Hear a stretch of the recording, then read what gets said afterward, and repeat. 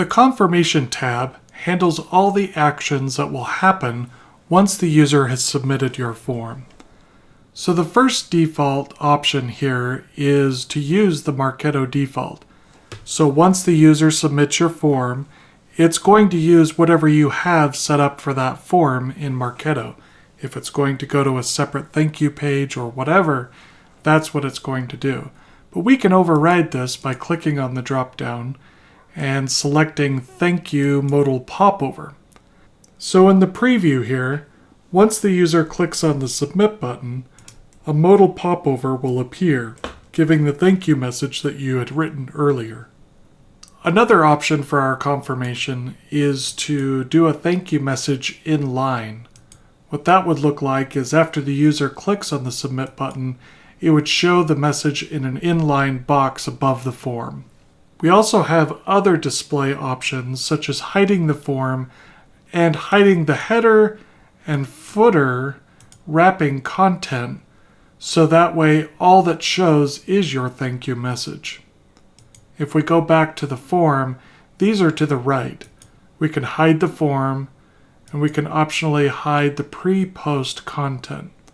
The pre-post content is in the Next tab, where you can put your headline, your body message, and the content that will go below the form. Finally, we have the Go To URL option, where you can simply type out the URL that you would like that form to go to once the form submits. Other options in this area is to fire a Google Analytics event. Here, when this is checked, it will fire an event once the user has submitted the form, and it will submit each one of these values. We can also fire Google Tag Manager events and fire them by just adding an event name right there. And finally, we have the Use Conditional Routing option. This allows us to say, if industry equals software, or this field that we have in the form equals something, then our thank you message, we want it to say this instead. Or we could also add, well, if the city is equal to something, or if whatever.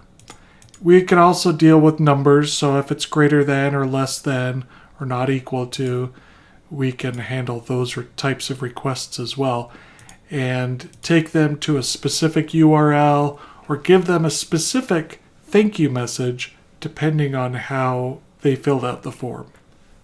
So that's all there is to the confirmation form. If you have additional questions, remember that you can always click on the Help section to visit our knowledge base, community forums, or contact us directly.